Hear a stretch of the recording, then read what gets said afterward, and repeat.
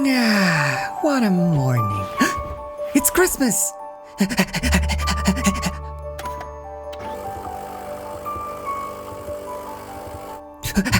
Oh, there's something in the sock.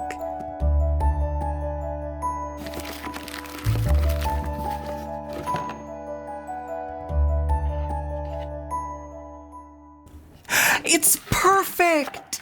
Oh, it's what I've always wanted. Wait a minute. This gives me an idea. Pick a cardboard. Any cardboard. This one. Keep it in mind. Let's give it a shuffle. Make sure I'm not cheating. And is this your cardboard? It doesn't matter. We're going to use them all and glue them together in a square sort of shape. The square box here is being used to keep things square. If we add a lid to it, we'll have made one of those weird hats they have for graduation in America. What else can we find in the scrap heap? We're gonna have to make a roof sooner or later. Ooh, these things I put here just now look good. Let's use those. I'm marking out the front of the house by writing front on it. This step is optional. Contrary to popular belief, it turns out the house is actually a lot less square than you'd think. It's got these corners running diagonally. So I made these little stencils that I can then use to mark out these corners for ease of cutting in just a little bit. Hang in there and we'll get through it together. I think technically the house is probably an octagonal shape, but it's got these windows on each corner halfway up the wall, and rather than making them separately and then gluing them on, I decided to cut them out of the same piece of cardboard and then fill in the gaps. Perfect. Okay, so we got our house shape, but it's way too straight. Actually, a major concern throughout this project was to make things deliberately wonky. But let's see if we can't wonkify this house a little bit with a perfectly positioned...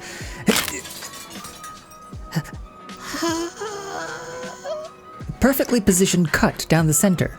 Wonk. Nice. Now that's wonky.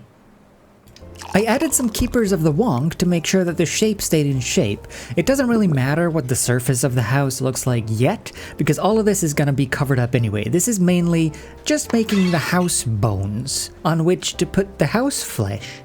And now we can glue on the triangles from before. The house roof main roof shape is a little bit of a tippy-toppy The Sims shape, but I tried to wonkify it slightly, even though it's going to be mostly covered up by other stuff in the end anyway. The whole house sort of seesawing back and forth throughout this whole project due to the aforementioned wonk installation made this whole project a really fun and not frustrating at all gravity puzzle, so I recommend doing it this way.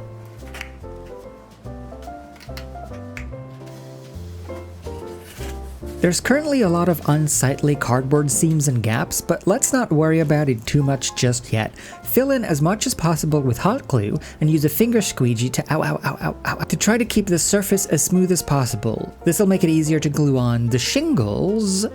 Now, I'm going to use this shingle strip trick that I picked up from Mechanical Fiend, where you cut exactly 7/8 through a strip of paper and then fold up the shingles to make individual looking shingles on a strip that you can easily glue to any surface that you want. Your grandma's head, a toilet. Okay, since the remaining pieces of house need to fit together though, let's sketch out a blueprint on a piece of paper first. This will make it easier to make sure that the angles are all correct and that they all fit together neatly. And carefully, there you go. That should do it. You know they say measure once, cut twice? Well, I say don't measure at all. It's like way faster, you save a whole step. I'm marking out where this house tower part is gonna go because I don't want to shingle it when I shingle. And then I made these little sticky outy windows that can stick out of the sides of the house. Sticky outy window roofs sold separately. But they will go into little slots. So I'll mark it out and then use a fresh blade for that clean, easy cut with no issues.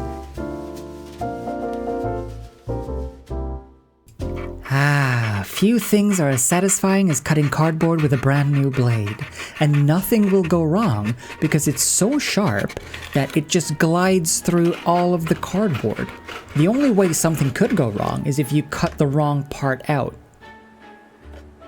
Okay, but I want this house to light up from within though, so let's use a Dremel to make 4 holes in each cardboard corner, and then a knife to cut out a window hole. Bloody hell! Now bust out a milkshake and bring all those shingle ladies to the yard because we're gonna get gluing with some strips of shingles. This is a very tedious process, but it's a very rewarding process because comparably to the amount of effort, you got a lot of detail out of it.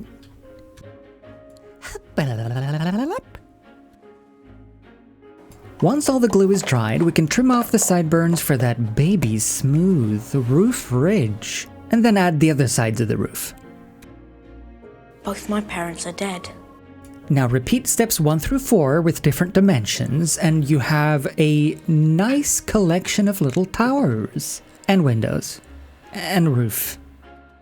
For the rim of the roof, I just overlapped slaps of paperboard to make it look like shingles, and then I did that a lot. Again and again. Here's a little secret. If I were to put a chimney in this house, I would put it right in this hole. I'm getting bored. Out of this coffee stirring stick. Actually, we're gonna need a lot of boards because basically the whole house is covered in wooden boards and wooden strips, and thin wood and thick wood, and round wood and square wood. I lined each window hole with these skim coffee stirring sticks, and then for the support beam of the actual house, I used whole stick. And then it was just a matter of gluing coffee stirring sticks to cardboard, and I did this for quite a while. I would say I did 12 years of it in Azkaban! Which I have also crafted, by the way. You can go watch that video after this if you want.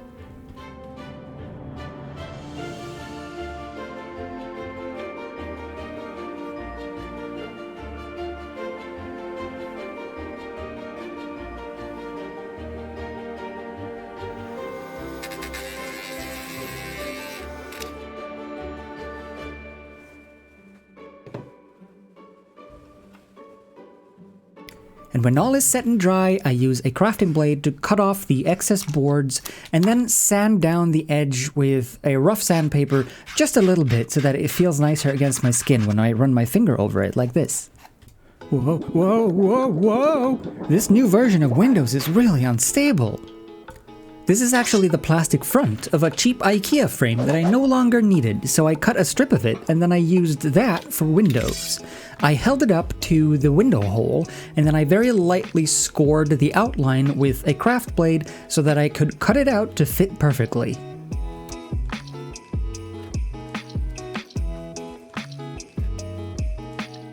And then I did that thing I said.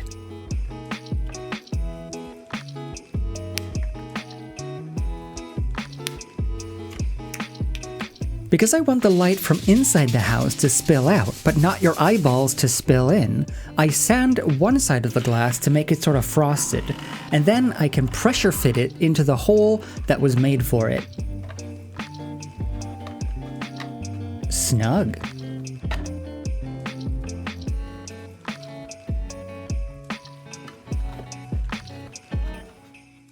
Then I gently whisper the mere concept of glue in a surrounding area around the window and add a window frame, both for stability but also to hide the seams and to make a nice paintable window frame later on. Here's a tricky little shape. I wanted to make a U shape out of a coffee stirring stick, and you know what? I'm actually pretty happy with how it turned out. It needs to go on the door, and I don't know if this is movie accurate because the house kind of changes over time, but it fits right there, and it kind of makes it look sort of like one of those French patio doors. Speaking of doors, we're gonna need more door, actually on the front of the house this time.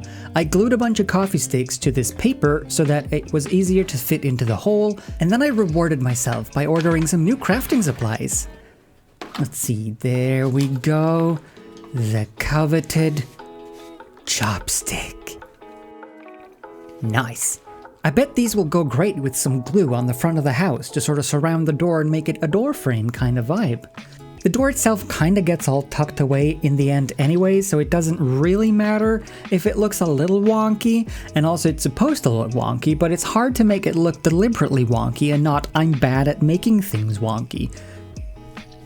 Anyway, I'm gluing more sticks to the windows. Did you know?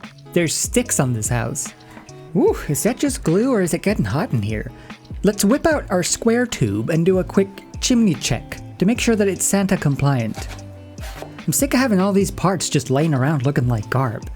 Let's smush it all together and see what it feels like. Are we heading in the right direction? Do we need to evaluate our options? Is this what's right for us? I think we have a solid foundation here. Okay, enough small talk. Let's glue up our rod and jam it in the hole and see what happens. I made this out of premium garbage, really strong and thick cardboard, because this is sort of going to be the main backbone of the house that's holding everything else up. So I wanted it to have a lot of structural integrity. Hey, here's the hot tip of the video. Did you know you can use the hot tip of the glue gun to smooth out any unwanted glue bumps? Nice. Now that's a flue powder shoot if I've ever seen one, and I haven't. These little gaps need to conform to the rest of the house, so let's fill them in with some cardboard, and it's a perfect fit. Speaking of perfect fits, check out this little door. And slot. Ooh. Okay, I've been putting this off for long enough. Let's just commit. Glue in the windows, put the little roof on, commit. There you go. Hey, check out this satisfying little snug landing. And boosh. Okay, let's dip into the scrap box because we're gonna need to ramshackle this place up. It's looking way too pristine. Let's just glue a couple of random scrap bits of sticks to random places, and then maybe it'll look better.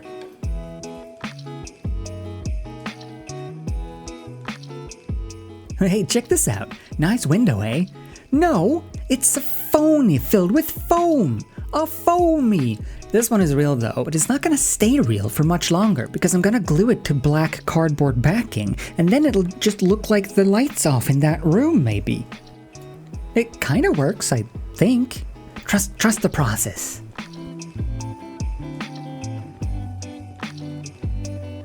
Hey, this roof is starting to look a bit saint-like. Which is good, because since I'm running lights throughout the house, maybe we can use this hole later. If you watched Studson Studios, other crafting videos are available, you might have come across the concept of Mod Podge and black paint as a way to prime and seal a model all in one swell foop. I don't have Mod Podge, but what I do have is 2/3 glue, 1/3 water, and just like a bit of black paint, mix it all together in a nice little stew, and there you have a recipe for strong gravy. I'm gonna liberally slosh this all over the model. This will act as a nice uniform surface for the paint to eventually adhere to, as well as binding the model together and securing everything just a little bit extra due to the glue. The black paint is also a good sort of fallback, because if there are any cracks and crevices left unpainted in the end, it's just gonna be sort of black and dark in there, which makes more sense than cardboard or stick. Oh, hey. Well, what's going on? Hey! Wait, seeing all these things together gives me an idea. Maybe we can make some poop goop by mixing spackle and spackle, and then some glue and water? Oh, hold on, let me get my poop knife. Oh, in the bowl. I have no idea of the ratios here. Just mix it until it sounds like this.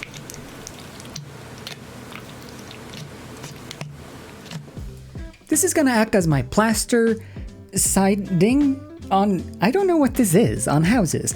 I know that sometimes they have this on houses, and the house has sort of a fishbone structure to it, as well as some random bits of bricks and mortar. So I'm gonna goop it all up as best as possible and then let it halfway dry, which got kind of boring, so I had to bring out some help. But once it's semi-settled, you can go in with a soft-tipped tool and draw in basically any pattern you want. I attempted a fishbone pattern. It went okay.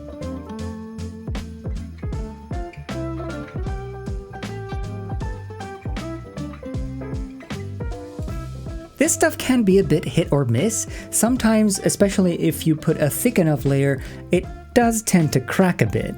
In this case, I wasn't too worried because even if it did, it would be free weathering. But mixing in some glue into the batter does seem to mitigate the worst of the cracking. So I filled out all of the spaces and then I let that semi-dry, drew in another brick pattern, and then I let that wholly harden before going in and coating it with the goo again.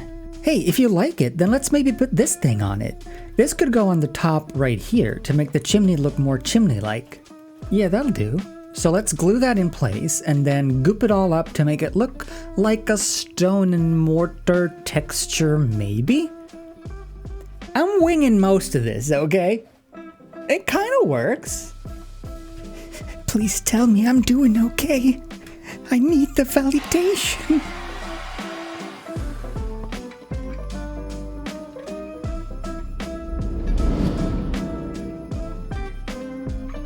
You gotta admit though, it looks kinda sick in all black. It looks gothic and spooky, well, except for this rubber band maybe. I don't know if that's necessarily a structurally integral part of the witch and wizard architectural bylaws. Oh look, paint. I'm gonna use mostly folk art matte acrylics, and then this awful white that I hate, that I only have about 4 gallons left of. Oh, my brush. It broke. Put it back up. The color of the house, as well as positions of windows and types of roofs, change over the course of the movies. I don't know if this is because Bellatrix burned it down or the director's just not watching the older movies, but I'm choosing a nice royal blue. That won't stay very blue after the weathering.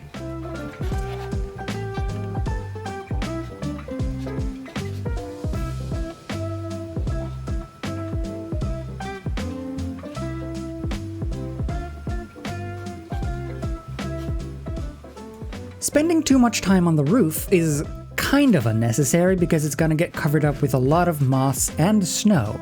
So I spent a lot of time on the roof to make sure that it looked really nice underneath all of that. You know what? It was probably good painting practice though.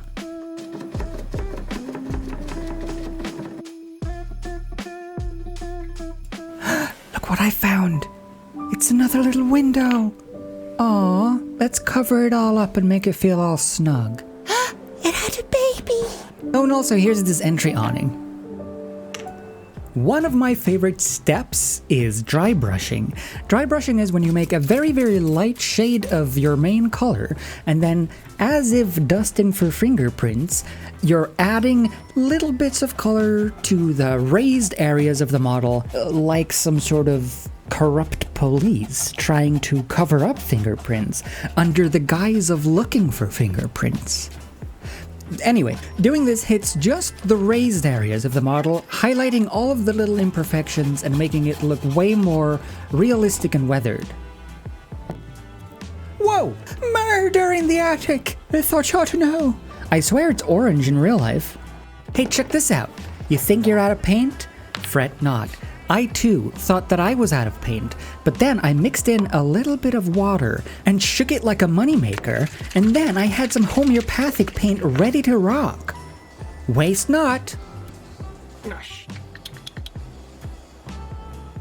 I base coated all of the wooden parts in sort of a warm wooden color. It looks kinda goofy and cartoony now, but with weathering and dry brushing, it'll come together just nicely. The building also felt a little too blue, so I cheered it up with some dotted in browns, and then after a quick white base coat, filled in all of the beams, all of the wooden trims, and all of the windows on the main building. In the movie, the building kinda looks made out of wooden support beams and white plaster, so I painted the wood color first before painting the entire building white, knowing that the white paint probably wouldn't cover everything perfectly, and maybe some of the wood would show through. It almost did.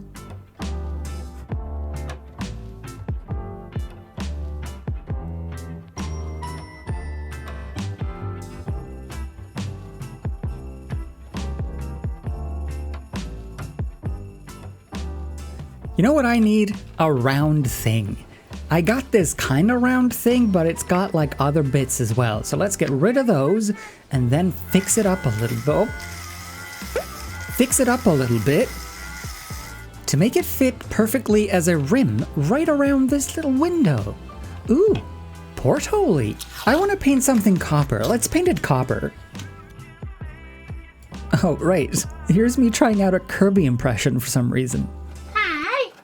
Hi. Hi. Hi. Anyway, painting, dry brushing more of the things with more lighter shades of the main colors. I think I had maybe had too much coffee during this part. I don't know. Yeah, drink some more. Hi. Touching up as needed, I also decided to paint some white mortar lines between the bricks. It doesn't really show in the end, but knowing it's there gives me peace of mind. Then I wanted to upset all of the makeup artists in the world.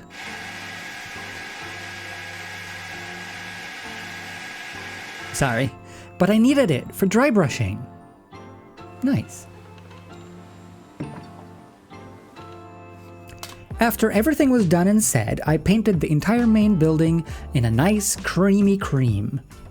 I think twice. And then I started to worry about maybe being too naughty for Santa's nice list, so I decided it was time for a wash. A wash, contradictory to itself, is making things look dirty. It's 1 drop of dish soap, water, and then dark paints, in this case brown and black. I just go over basically the entire model, let it seep into all of the cracks and crevices, and any excess that pools around the edges, just dab it up.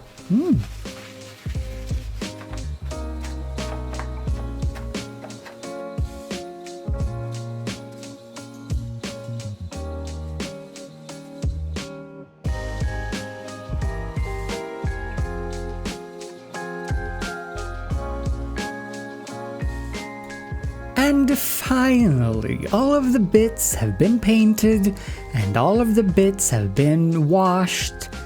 Now they get to dry overnight, and then I think it might just be time to assemble. But wait, what do we mount it in? How about this? This is a picture made out of wood board? I don't know what it's made out of, but I also have this awful crumble foam that crumbles at the slightest glance. So I'm gonna saw that into bits, and then I'm gonna fill up this form with it. Fortunately, at least it cuts very easily with a hobby saw, so I cut about 2.5 centimeter chunks off of this, and it was quite satisfying. I gotta admit. Ugh, but look at this mess! Why? What is, ugh. It fits though, so that's good. Let's keep doing it. Then I preemptively took my gloves off and hot glued all of the little bits into this frame thing. I also left a gap though, because I made this little cardboard box which is made to perfectly fit the battery housing for the fairy lights that I'm gonna use to light up the building. So it slots into place, and then this slots into place right here. A perfect fit. A perfect fit. A perfect fit. I also added a bit of safety railing so that it doesn't rattle around in there.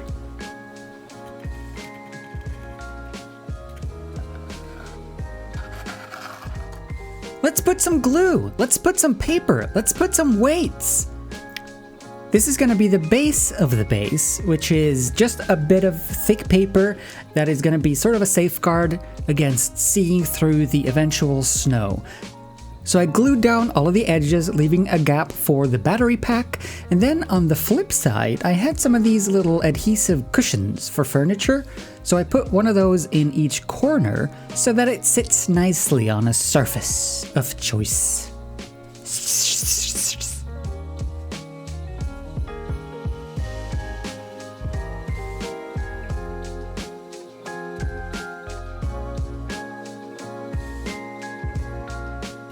Once that was all done, it was time to put on the electrical engineer hat and wind some wires. I made a little foam pillar and then I wound some of this fairy lights around it a couple of times. This is gonna go in the topmost tower. I wanted it to be sort of a light pillar so that you could see the light throughout the tower. Then I threaded that little budget lightsaber through all of the buildings and glued it down on the floor of the tower. Keeping the wire out of the way was a real struggle, but I've watched Electro Boom a couple of times, so I think I know what I'm doing. I glued the rest of the building down to the main housing, aligning it with the chimney, and then I glued on the tower to that so that everything held together nicely and neatly with big ugly gaps. Lumos! Ugh, those gaps though. I had accounted for this, so I'm gonna cover them with some boards for now until the flocking, and also secure the fairy lights at the bottom. And then I think it's time for me to shut my trap for a bit while we admire the assembly.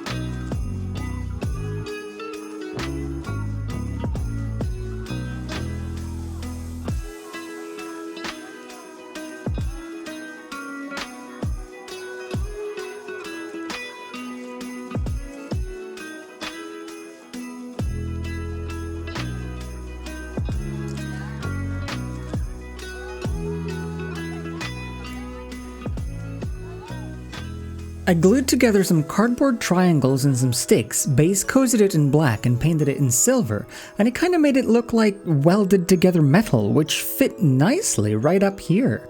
Now no one can see the cardboard inside, and Santa is trapped forever. I don't know if you missed it, but I definitely filmed making this door and this balcony bit, so if you didn't catch that, maybe you were looking away for a second, I get it. Anyway, it goes right here, and I totally filmed it for sure, so you don't have to go back and look, because it's there. Look, it fits so nicely. Perfect. Before actually mounting everything to the base, I had this idea of using some spare wrapping paper left over from Christmas, folded up as little curtains inside the windows. Since I only sanded the back of the windows, the front remains smooth and shiny, so I can easily scratch off any overpaint with a little plastic tool. And now we can finally mount the building to the base. I cut a little opening in the paperboard flooring that I could slide the wire through to hide the battery box in the basement.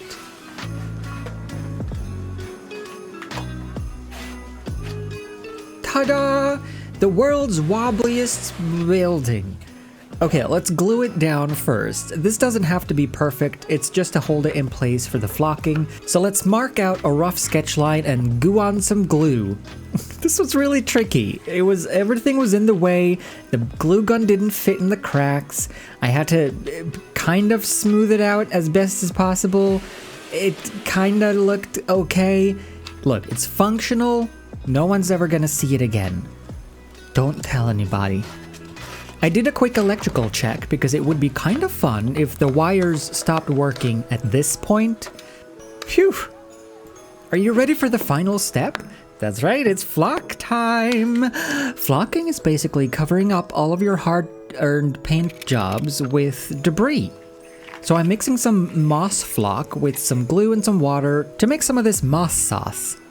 Then I use that very sparingly, by which I mean the opposite of sparingly, in any crack or crevice, any gap that I felt like I needed to fill, covering up any remnants of hot glue, and just really getting into the mindset of the moss, trying to think, where would the sun maybe not so much hit? and then just cover everything with it. Whoop! It's pretty easy to get overzealous with this, but I tried to stick to making areas here and there and clumps of it sort of spreading outwards rather than individual little dabs all over the model. Okay, here's the most nerve-wracking bit. I gotta turn it upside down and tap off any excess. Don't fall apart, don't fall apart, don't fall apart. And this stuff goes in the leftover bin.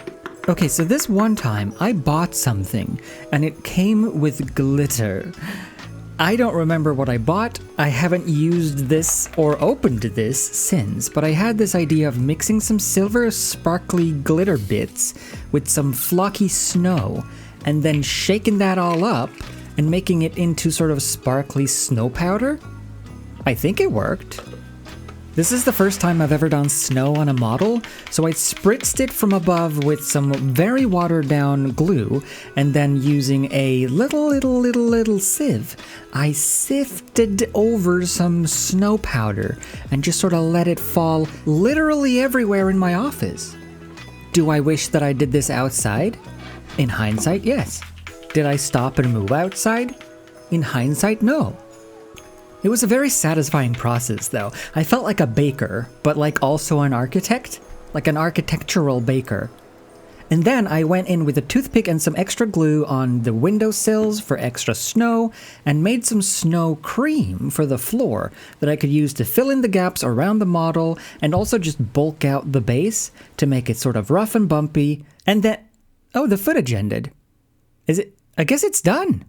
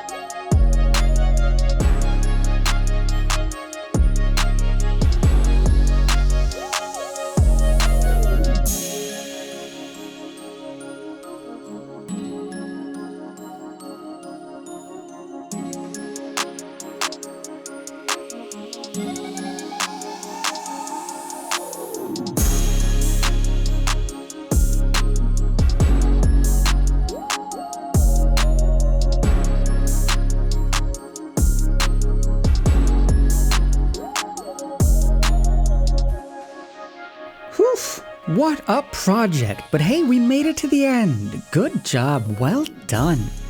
That is true Christmas magic. You know what else is kind of magical?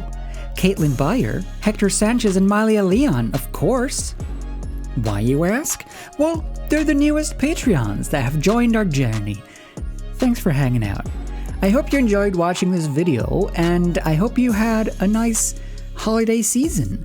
That marks the end of 2022, so Happy New Year, and I hope to see you around in 2023. Thanks for watching. Take care.